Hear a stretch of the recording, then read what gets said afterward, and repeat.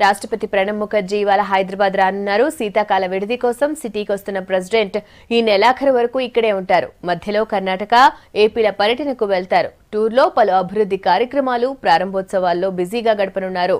27న CM KCR నిర్వహిస్తున్న చండీ యాగానికి హాజరవుతారు. ప్రణబ్ రాకతో బొల్లారంలోని రాష్ట్రపతి భవన్ ప్రత్యేకంగా ముస్తాబైంది.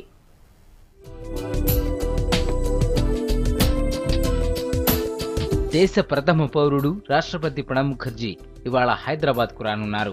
దక్షిణ భారత పర్యటనలో భాగంగా శీతాకాల విడిది కోసం బొల్లారంలోని రాష్ట్రపతి నిలయంలో గడపనున్నారు. ఇవాళ్టి నుంచి ఈ నెల 31 వరకు ఇక్కడ బస చేయనున్నారు. ప్రత్యేక ఫ్లైట్ లో ఢిల్లీ నుంచి హకీంపేట విమానాశ్రయానికి రానున్నారు ప్రణబ్. అక్కడి నుంచి నేరుగా రాష్ట్రపతి నిలయానికి చేరుకొని రెస్ట్ తీసుకుంటారు.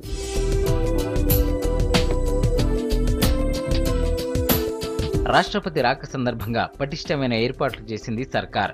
ఇవాళ రాష్ట్రపతి నిలయంలోనే ఉండనున్న ప్రణబ్ రేపు సికింద్రాబాద్లోని military college of electronics and mechanical engineering convocation లో పాల్గొంటారు.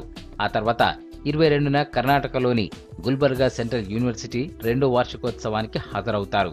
అదే రోజున బెంగళూరులోని national institute of mental health and neuro sciences లో ఇటీవలే పునరుద్ధరించిన హెరిటేజ్ బిల్డింగ్ ను ప్రారంభిస్తారు.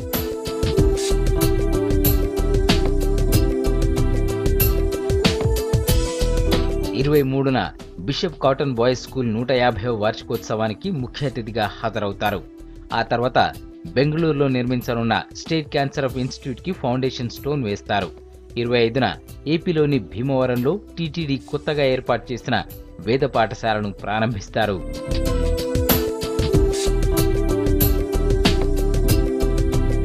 27న ప్రొఫెసర్ జయశంకర్ వ్యవసాయ వర్సిటీలో ఇండియన్ ఎకనామిక్ అసోసియేషన్ వార్షిక సదస్సును ఉద్దేశించి ప్రసంగిస్తారు. అదే రోజు ఎర్రవల్లిలో సీఎం కేసీఆర్ ప్రతిష్టాత్మకంగా నిర్వహిస్తున్న ఆయుధ చండీ యాగానికి హాజరవుతారు. 29న రాష్ట్రపతి గౌరవార్థం గవర్నర్ నరసింహనిచ్చే విందుకు అటెండ్ అవుతారు. 30న బొల్లారంలోని రాష్ట్రపతి నిలయంలో ప్రజాప్రతినిధులు, ఉన్నతాధికారులకు రిసెప్షన్ పార్టీ ఇస్తారు. 31న తిరిగి ఢిల్లీకి వెళ్లనున్నారు రాష్ట్రపతి.